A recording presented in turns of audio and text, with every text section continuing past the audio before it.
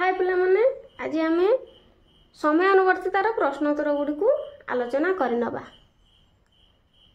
तुमने जानिछ एक नंबर सब 5 मार्किया क्वेश्चन आसीबो, तेणु 5-6 धाड़ी मध्य उत्तर लिखा पड़ो। 1 नंबर क माधव प्रथम दिवसे जदा कक्षा समीपम आगछत तदा किम अपश्यत। अर्थात माधव प्रथम दिन जेतेबेले श्रेणी पाखकू गला सेतेबेले कौन देखिला। विद्यालयर प्रथम दिवस बा प्रथम दिन पूर्व रात्रिर सूचना अनुसार 9टा बेले श्रेणी आरंभ हेबो। माधव प्रस्तुत होई बाहरिला बेलकू 9टा बाजी जाइथिला। विद्यालय निकटरे पहुँचला बेलकू सबु छात्र छात्री श्रेणी रे उपस्थित होई सारिथिले। पाठ आरंभ मध्य होई सारिथिला। शिक्षक ताकू श्रेणी रे बसिबाकू अनुमति देले, किंतु कहिले तुमे यथा समय रे आस। ख द्वितीय दिवसे शिक्षक माधव की बदत। द्वितीय दिन शिक्षक माधव को कौन कहले कि मबदत अर्थात कौन कहले। द्वितीय दिन माधव यथा समय श्रेणी रे पहुँचवा चेष्टा कले मध्य कौनसी कारणरू 10 मिनिट विलंबर श्रेणी रे पहुँचला। तेणु शिक्षक पुनर्बार माधव को कहले, माधव तुमे यथा समय आसी पारिल नाही, यह बड़ दुखर कथा अटे। ग तृतीय दिवसे माधव विद्यालय गत्वा किम अपश्यत। तृतीय दिन माधव विद्यालय को जाई कौन देखिला ना। माधव तृतीय दिन 15 मिनिट पूर्वर विद्यालय रे पहुँची देखिला जे मुख्य द्वार बंद अछि। केही जणे छात्र बा शिक्षक सेठारे नथिले। ठीक 8:55 मिनिट रे विद्यालयर सेवक आसी द्वार खोलिला बा द्वार खोलिले। क्रमे क्रमे सबु छात्र छात्री और शिक्षक शिक्षयित्री मध्य आसिले। घ माधव तृतीय दिवसे कथं विस्मितः अभवत। माधव तृतीय दिन काहेकि विस्मित हैला। माधव तृतीय दिन 15 मिनिट पूर्वर आसी द्वार खोला हेबा परे विद्यालय मध्य को आसिला। ठीक 9टा बेले घंटा बाजिला एवं पाठपढ़ा आरंभ हैला। माधव को शिक्षक पुणी कहले, हे माधव तुमर समय ज्ञान नाही। यह सुनी माधव विस्मित हेले। शिक्षक सस्मितं माधवं किम बोधयत। अर्थात शिक्षक मुरुकी हसी सस्मित अर्थात मुरुकी हसी माधव को कौन कहले। शिक्षक मुरुकी हसी माधव को बुझाइले जे डेरी रे आसीबा ठीक नुहे, 15 मिनिट पूर्वर आसीबा मध्य ठीक नुहे। सेही समय रे से कोठरी रे किछि पाठ अध्ययन करि पारि थांता बोली शिक्षक माधव को बुझेइले। 2 नंबर निज भाषा या एक पदात्मक अति संक्षिप्त उत्तर। अति संक्षेप गोटे गोटे पद मध्य उत्तर देवा। मानवस्य महान गुण कह। मानवर बा मनुष्यर श्रेष्ठ गुण कौन। मानवर श्रेष्ठ गुण होची समयानुवर्तिता। ख भारतीय समय ज्ञान ना। भारतीय मानकर समय ज्ञान नास्ति इति के वदन्ति। भारतीय मानकर समय ज्ञान नाही बोली केउ माने कहंती, केतेक मूर्ख माने कहंती। ग ओडिशा राज्ये कस्य गणना अनुसार पंचांगं प्रचलति। ओडिशा राज्य रे काहार गणना अनुसार पांजी प्रचलित होउची बा पांजी चालुची। ओडिशा राज्य रे सामंत चंद्रशेखरंकर गणना अनुसार पांजी चालुची। घ भारतीय समय गणना अनुसारेण भारतवर्षे किं प्रचलति। भारतीय समय गणना अनुसार रे बा अनुसार भावे भारतवर्ष रे कौन चालुछि। कौन ना पंचांग बा पांजी चालुछि।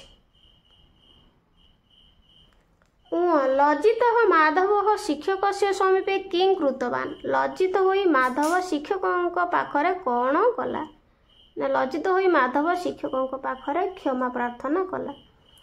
कस्मिन समय घंटा नाद जातः। केते बेले घंटा बाजिला। ठीक 9टा बेले घंटा बाजिला। विद्यालय से सेवक कदा आगछत। विद्यालयर सेवक केतेबेले आसिले। ना विद्यालयर सेवक 8:55 आसिले। विद्यालयस्य किं पिहितम आसीति माधव अपश्यत। विद्यालयर कौन बंद थिला बोली माधव देखिला। विद्यालयर मुख्य द्वार बंद थिला बोली माधव देखिला। तृतीय दिवसे माधव विशेष प्रयासेन कस्मिन् समय विद्यालयम अगच्छत अर्थात तृतीय दिवसे तृतीय दिन रे माधव विशेष प्रयास करी बा प्रचेष्टा करी केउ समय रे स्कूल गला 15 मिनिट पूर्वरु। निय ग्राम विद्यालय कह पाठं समाप्य उच्च विद्यालयम अगच्छत। किए ग्राम स्कूल बा ग्राम विद्यालय रे पाठ पढ़ा सारी उच्च विद्यालय को गला। माधव ग्राम स्कूल पाठ पढ़ी सारी उच्च विद्यालय को गला। 3 नंबर संधि विच्छेद कुरुत। संधि विच्छेद करिया। कक्षारंभ कक्षा युक्त आरंभ कक्षारंभ। कक्षायाम उपस्थिता कक्षायाम युक्त उपस्थिता। प्राददात प्रयुक्त अददात। नागच्छति न आगच्छति नागच्छति। तमंतरेण तम युक्त अंतरेण तमंतरेण। तत्रासीत बा तत्र युक्त आसीत तत्रासीत। प्राप्तुम असौ प्राप्तुम युक्त असौ। केनापि केन युक्त अपि। एको अपि एकः युक्त अपि। कश्चित् कः युक्त चित् कश्चित्। संधि कुरुतः संधि कर। पिहितम युक्त आसीत पिहितम आसीत। शिक्षकः युक्त स शिक्षकाश्च। एकः युक्त अपि एको अपि। पुनः युक्त अवदत् पुनर्वदत्। आगमनम युक्त अपि आगमनपि। द्वारम युक्त अभितः द्वारम विहितः।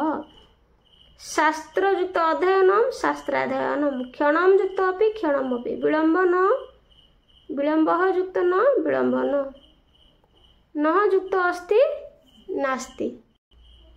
5 नंबर रेखांकित पदाना विभक्ति नाम लिखत। विभक्तिर नाम लेखिबा। रेखांकित होइतिबा पद गुड़िक विभक्ति नाम लेखिया। पिता सर्वाणी साधनानि तस्मै दत्तवान। सर्वाणी द्वितीय विभक्ति। सह विद्यालय अगच्छत। सह प्रथम विभक्ति। भो छात्र संबोधन चिन्ह अछि तेणु प्रथम विभक्ति। छात्राणां पुरतः लज्जितः अभवत्। छात्राणां षष्ठी विभक्ति।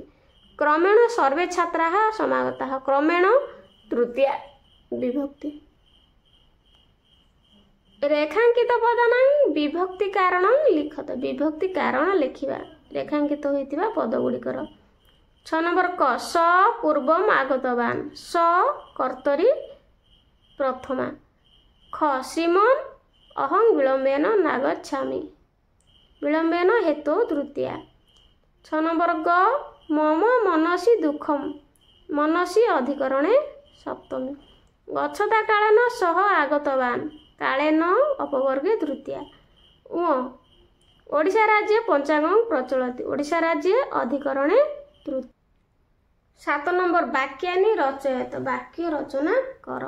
दत्तवान दत्तवान दत्तवान माने देले। पिता मह्यं फलं दत्तवान। तस्मै अर्थात तांकु। तस्मै गुरवे नमः। पूर्वम बा पूर्वरु। शयनात् पूर्वं हरिं स्मर। क्रमेण बा क्रमरे। क्रमेण वयं गमिष्यामः। पुरतः आगरे बा सम्मुखरे। मंदिरस्य पुरतः भक्ताः सन्ति। अंतरेण बा व्यतीत। धर्मम अंतरेण सुखं नास्ति।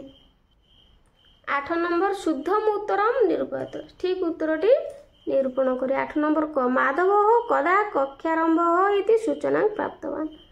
माधव केतेबेले कक्षा आरंभ हेबो बोली सूचना पाइथिला।